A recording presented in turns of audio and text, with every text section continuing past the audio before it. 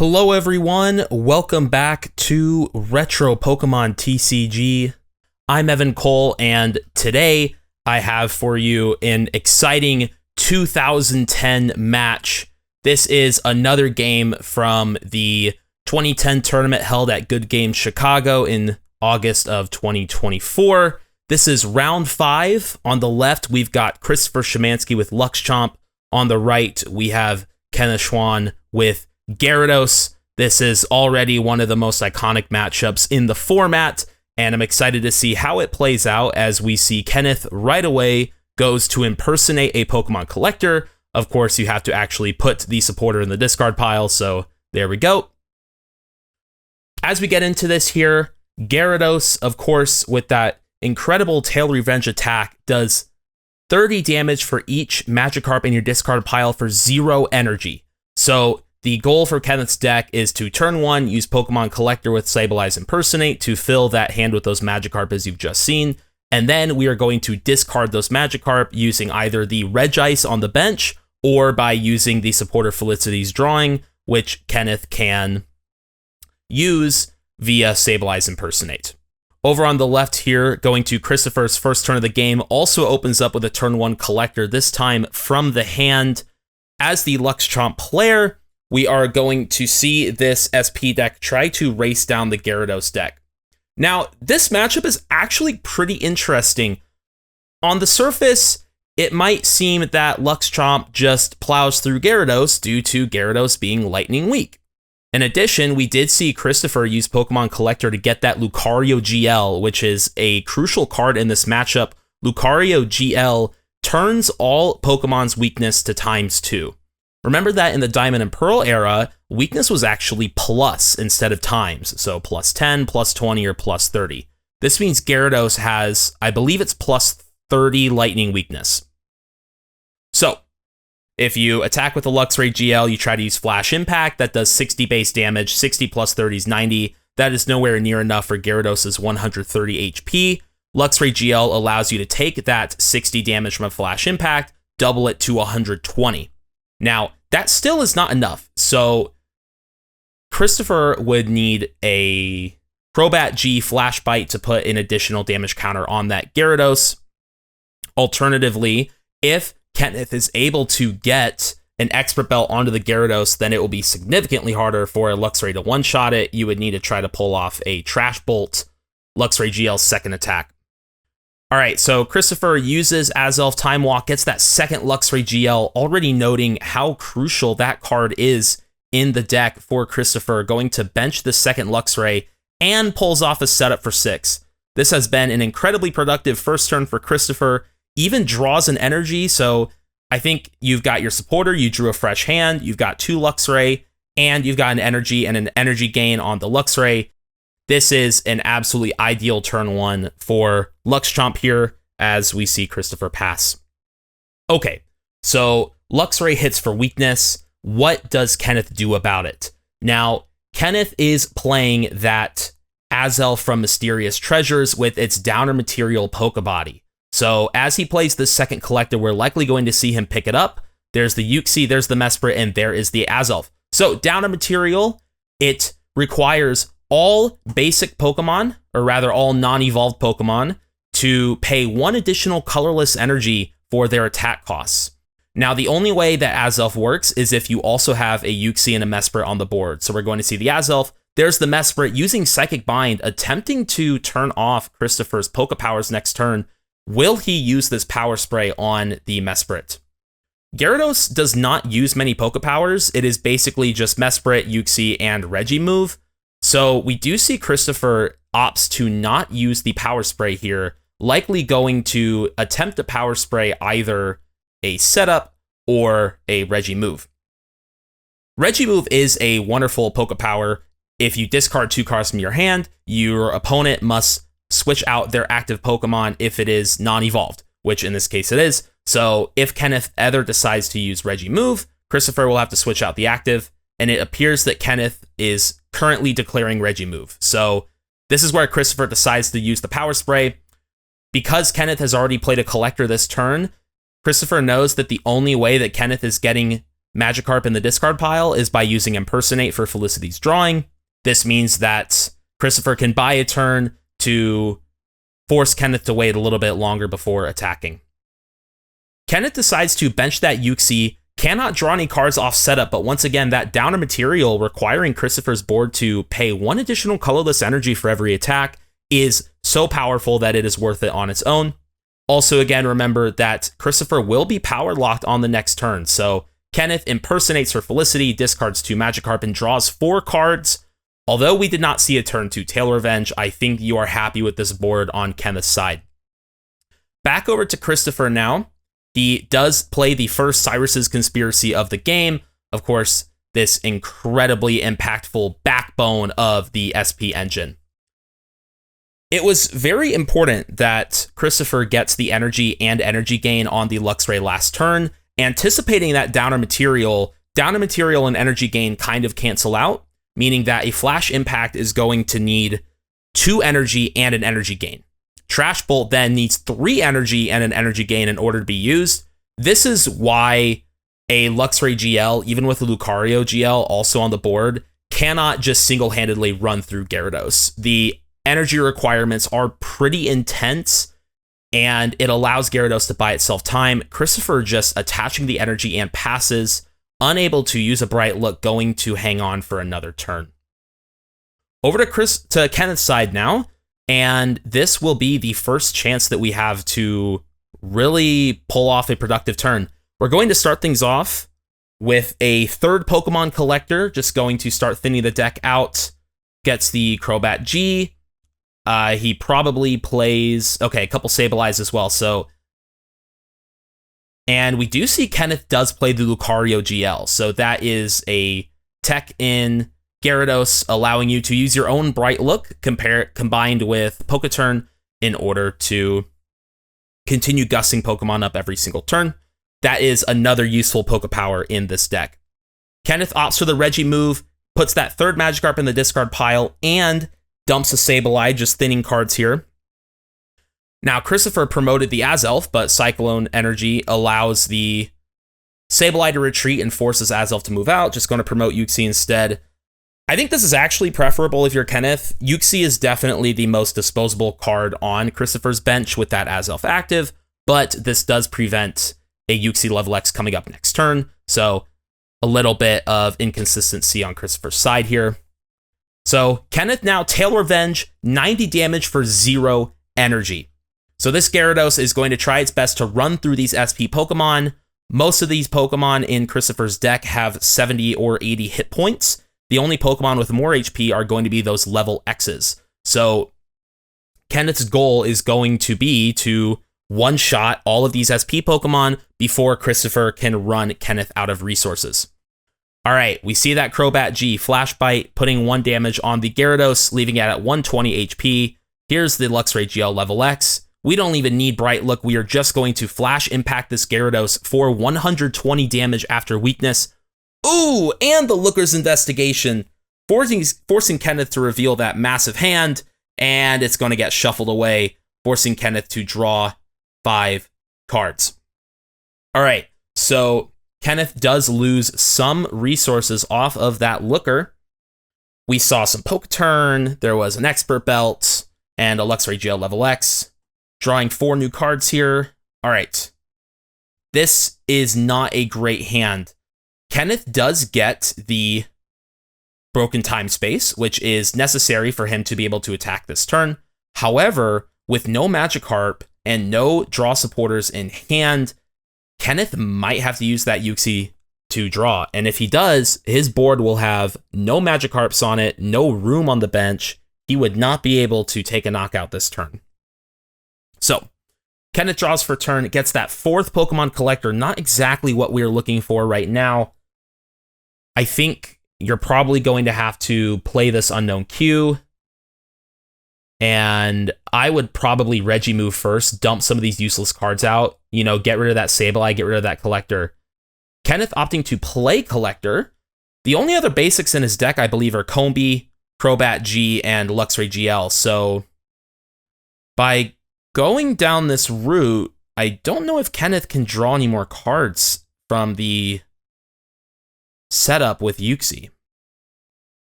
Okay, so Kenneth will get the full 3 off the collector here. If we're doing this, Kenneth might be okay just using Impersonate to impersonate Felicity, discard some of the bad cards in his deck. Additionally, he could impersonate a Cynthia's Feelings to shuffle his hand into his deck as draw 8. That might be all right as well. Now, with this Unown Q, if you're going to bench it, you should declare quick. Otherwise, Unown Q is ripe for power sprays and can just rot on the bench until Christopher decides to take it out. All right, we do see the Reggie move. I do like this play. You really want to thin these bad cards out. You don't need Sableye anymore.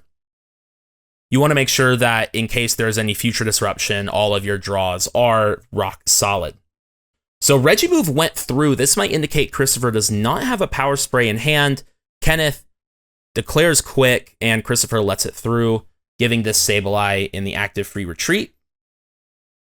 Kenneth deciding, maybe, okay, he chooses to give the Uxie free retreat instead. I think that's all right. 5 cards in hand now. So Kenneth is going to set up for 3. Luckily, the power spray does not come out. Again, none in Christopher's hand. Opting not to play the Broken Time Space is interesting. I don't see a reason not to play the Broken Time Space. Christopher does not have any Stadium hate in the deck. There isn't a ton of that in this format, but there are some effects like Flygon with Sandwall or Relicanth with that Grand Swell attack. In this case, opting to just impersonate for the Felicity's drawing. Felicity will get to discard some cards and draw 4. Again, we can thin out some of the bad stuff here, although Kenneth's hand is pretty good, and he's just going to Felicity, discarding 1 to draw 3. He hits the rescues, which is very important. So with 3 rescues and the Broken Time Space in hand, Kenneth will be able to power up a Gyarados next turn. Okay, so once Kenneth gets this Gyarados set up, what is our plan? Kenneth's goal is to try to have a Gyarados live. The way he's going to do that is to use Expert Belt to give Gyarados 150 HP and plus 20 damage on his attacks. This would allow Gyarados to one-shot Luxray GL Lv.X and give it so much HP that it is incredibly difficult to knock out. We see Christopher with those Poke Turns that he just drew. Those will be crucial if you want to one-shot a Gyarados, but that would require either a Trash Bolt plus a Flash Bite or a Flash Impact with 3 Flash Bites, which I think is a lot to ask for. It's unlikely Christopher can do that. And even if he can, you can just do it again later.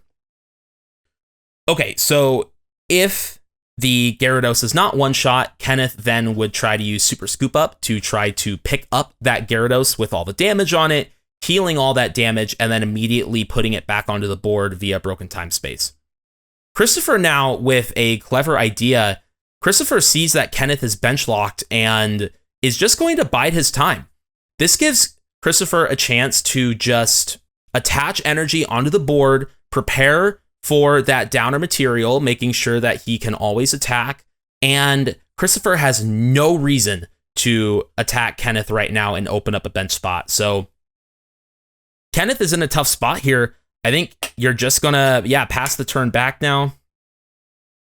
We do see that second Cyrus's Conspiracy. Christopher trying to get more energy out of the deck, gets that crucial energy gain as well. Again, just really taking the time to prepare for the Azelf downer material, make sure that he can stream attackers.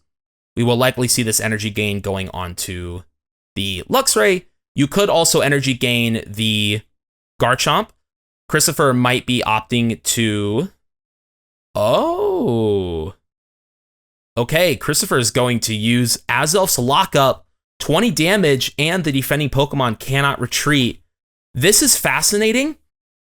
Gyarados typically plays many copies of Warp Energy, so I don't know if the retreat lock is going to be like game ending on the spot, but if you can slowly apply this pressure, this Azelf, if it gets knocked out, you don't care about it. You kind of want it to get knocked out, admittedly. Save up a bench slot for something like that Bronzong G that Christopher just pulled off the Pokemon Collector. I think as you slowly build up this board, another idea to consider from Christopher might be to try to Dragon Rush the Azelf on Kenneth's side.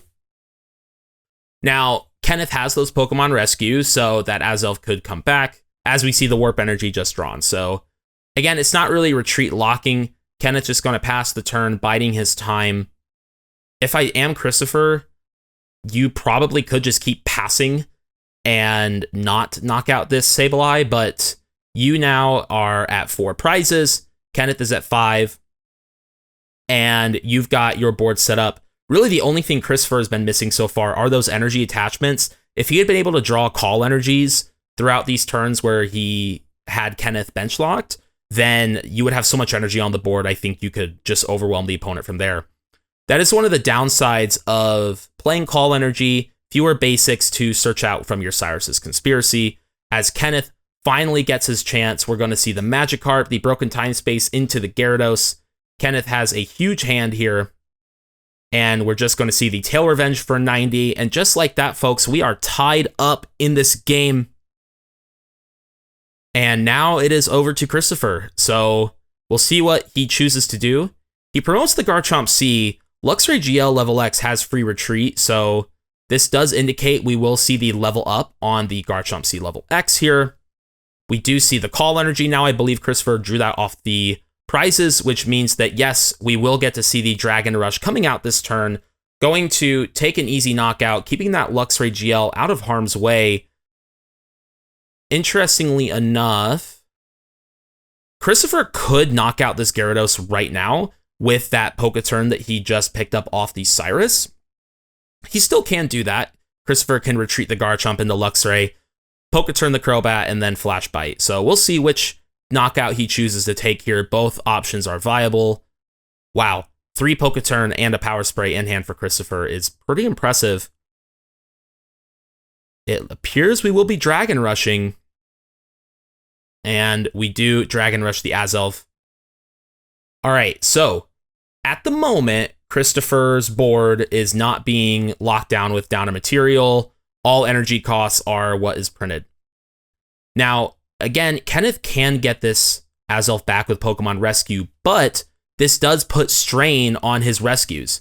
As the Gyarados deck, you need these rescues to get back your Magikarps every single turn. So you can't necessarily afford to bring back Azelf just because you have a rescue in hand. And with Kenneth benching the Crobat G and declaring Flash Bite, this does appear to be possibly a concession that he cannot play Azelf, but we do see the Poketurn. So now we see the second Flash Bite. Christopher says, no thank you, I do not want you to try to knock out my Garchomp here. As the second Poketurn comes out, the third Flash Bite goes through. Garchomp now with 90 HP. Kenneth does have the Expert Belt in hand, but he is opting not to use it. The idea here being that he wants to force Christopher to take 6 knockouts.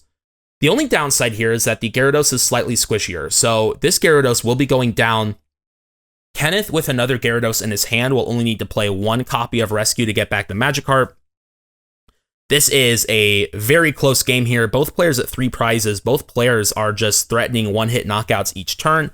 Christopher is ahead in the prize race. Both players are at 3 prizes, but Christopher will be taking another prize this turn, getting that Bronzong G onto the bench, going to use Galactic Switch, moving that Lightning Energy. Without Azelf on the board, we can now preserve it.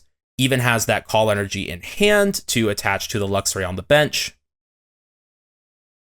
So this is looking solid. I think it's anyone's game. Initiative does favor Christopher, but at this point, I think we're going to see a pretty swift end of this game. It's going to just be a clash to the finish here as Crobat, Poketurns, drop back down, Flash Bite the Gyarados, 120 HP left. This Flash Impact will be hitting the Gyarados for double weakness thanks to Lucario GL, allowing Christopher to go down to 2 prizes left in the game. Checking out Kenneth's hand here. It's full of goodies. We've got the Gyarados. We've got the Pokemon Rescue. We have an Expert Belt with Christopher at 2 prize cards left. If I'm Kenneth, I'm counting the number of Poketurns in Christopher's discard pile, especially as we just saw the Super Scoop Up. This is the first one of the game. If Christopher is low enough on Poketurns, Kenneth can try to play the Expert Belt now and tank his way to victory. If he does not do that, then Kenneth's goal is going to be a 7-prize game where Christopher will knock out the Gyarados, Kenneth will put an Expert Belt on the Gyarados and try to force Christopher to attack into the belted Gyarados. The problem with that is that Luxray GL with Bright Look, Christopher would be pretty likely to gust around, so Kenneth does opt to bench that Expert Belt, 150 HP on the Gyarados, Tail Revenge doing 110, which is enough to knock out this Luxray GL in a single hit. Kenneth doing his best now to try to push through these last 3 prizes as he takes the first knockout here on this Luxray GL. So, what does Christopher need to win? He actually has 2 Poketurn, which is not enough. If Christopher has an Expert Belt, he can win the game. Expert Belt is not a card that every Luxchomp deck plays. If you do play Expert Belt, it is likely a tech for the Gyarados matchup. It is why I play Expert Belt in my list. We have the first Flash Bite. If Aaron's can get a second Crobat, then there will be enough. Going for the energy instead. So what that means is it actually? So retreat into Luxray GL, attach that energy. With that second energy in hand, Christopher is going to use Trash Bolt for 70 damage, times 2 is 140, knocking out this belted Gyarados and establishing the win for Christopher. So, congratulations to Christopher. This was an exciting, explosive matchup between Luxchomp and Gyarados. Thank you so much for watching, and stay tuned for more retro Pokemon TCG.